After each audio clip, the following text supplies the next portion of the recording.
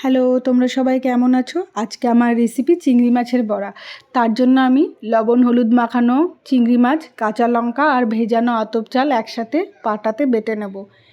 এবার এর মধ্যে আমি দিয়ে দেব লবণ দিয়ে আমি বেশ ভালো করে মাখিয়ে নেব। এখানে কড়াইতে তেল গরম হয়ে গেছে, একে একে আমি বড়াগুলো সব ছেড়ে দেব।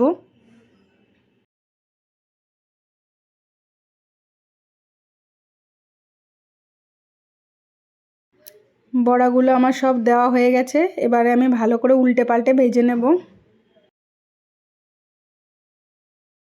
বড়াটা আমার ভালো করে ভাজা হয়ে গেছে, এবারে আমি তুলে নেব।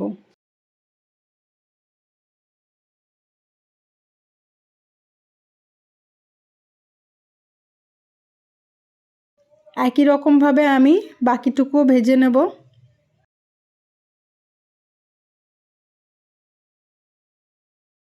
রেডি হয়ে গেছে আমার চিংড়ি মাছের বড়া। ধন্যবাদ ভিডিওটি শেষ পর্যন্ত দেখার জন্য।